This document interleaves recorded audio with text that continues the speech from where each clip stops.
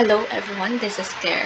So I hope you're all doing well, no? Lalong-lalo na papalapit na ang Holy Week. And I just wanted to share something, no?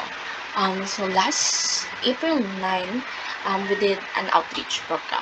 So nahati yung class namin into two groups. One for those na ma-assign for outreach program para sa mga elders. And then, kami naman, and then yung the rest is na-assign sa outreach program for kids. No, actually, one of the goal of this outreach program is, of course, to give back and as well to make those to make the elders, to make the kids happy and entertained, kahit sa kakaunting oras o minuto lang naman, no? So that is one of the goal of our outreach program. One of the activities we did for this outreach program, we actually did something na puppet show and dancing. So even before that, no, feeling ko we don't have that much time kasi ngarag na rin yung iba sa paggawa ng ibang requirements. However, since we're all doing this naman to help other people, parang hindi naman siya sobrang naramdaman namin yung pagkangarag. Kasi we're all happy. Kasi we all know naman na we're all happy to be part of this. So, the activity that yung activity na napunta sa akin is actually dancing. So, ilan kaming sumayaw. And actually, pagpasok pa lang namin doon sa charity, nakaka-panibago yung feeling. And alam ko na kahit na we didn't have that much preparation to do, I felt so happy kasi seeing those kids na ang saya-saya nila, nagka-clap sila ng hands nila. So, kahit na medyo may mga pagkakamali kami, may mga mistakes kami sa mga choreography, hindi napapansin ng mga bata yun. Parang, doon lang sila sa pagsayaw namin na they're happy, and that's what makes me happy too, no? Even before we did this outreach program, I was already super happy na kasi masaya ko na yung magiging final project namin is yung outreach. Kasi para sa akin, finally I can do something. I can do something or contribute something for those in needs na hindi lang yung mag-aabot ka ng pera, but the fact na na may presence and effort na meron doon while helping them. So, I was really, really happy. And honestly, nung pumasok kami sa charity, para akong naiiyak. Kasi, I feel sad na, kasi feeling ko, why does those children have to go through such hardship? Lalong-lalo na bata pa lang sila. I don't think they deserve, lalong-lalo na bata pa lang sila. And I don't think they deserve na maging ganun sila. But at the same time, mas nangingibabaw din sa akin yung enough na napapasaya ko or napapasaya namin yung mga bata even with the shortest time na pagsayaw namin, pag-puppet show ng ibang kagrupo ko. I already feel happy just by seeing that.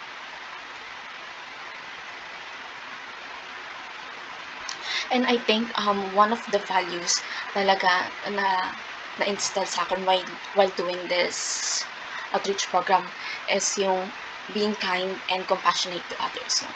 Kasi hindi natin alam kung anong pinagdadaanan ng bawat individual, whether nakakasalubong man natin siya o hindi. But being understanding what they've gone through, ano yung na-experience nila sa buhay nila, traumas or such, it's important that we acknowledge that and be kind with one another.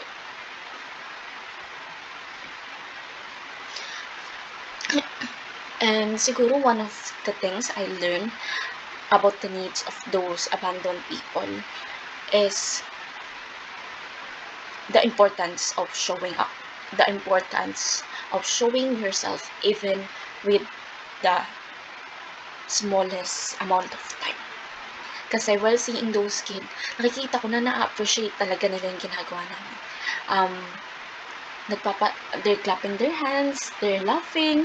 So, doon pa lang, na-realize ko na hindi yung material things yung pinaka-importante sa kanila. Since abandoned people na nga sa kanila, sila, pinakamahalaga sa kanila is yung presensya ng isang tao. Hindi yung material things, but yung presence na merong taong gusto magpasaya sa kanila, merong taong gusto mag-entertain sa kanila, kahit hindi sobrang lapit, enough na sa kanila yun. And that is probably one of the things that I learned na kailangan nila is yung presensya talaga.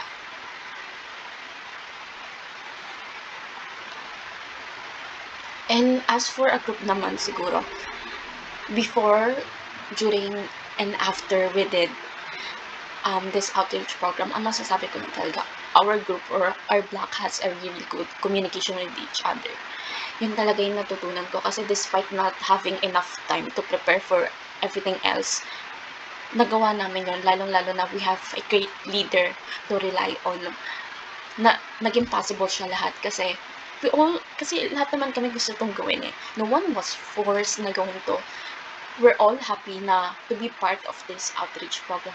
So, probably, I wouldn't even say na we grow together through this kasi even before the outreach program, we already have a good communication with each other. So, walang naging misunderstanding with each other. So, I'm very, very happy.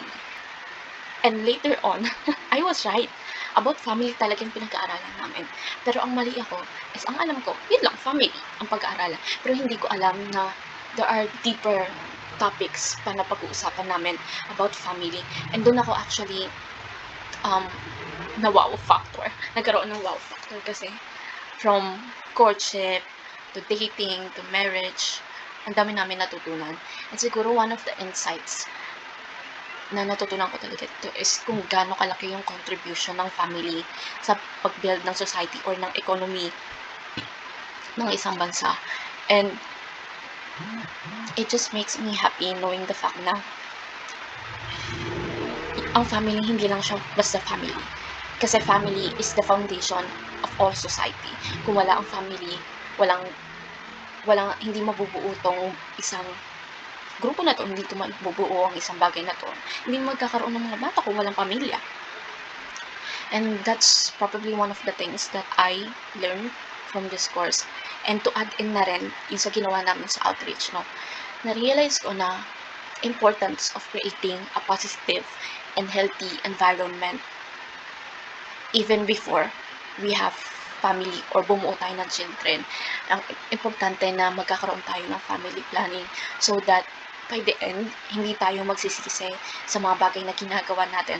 And by the end, may bibigay natin yung mga needs na kailangan ng magiging anak natin or ng mga partner natin. Siguro one of the commitment that I will do after we take this course is, honestly, I don't really see myself having a family. But, just in case, no, magbago yung point of view ko towards having a family. Siguro one of the commitment I will do talaga is to build a healthy and positive environment for me and my future kids. And to my partner as well. Kasi kung anong environment yung binigay natin sa kanila, matututunan nila yon, and those learnings, madadala nila yon hanggang sa tumanda sila, hanggang sa maapektuhan na nito yung mga tao na nasa paligid nila. And I think that's it for today's video.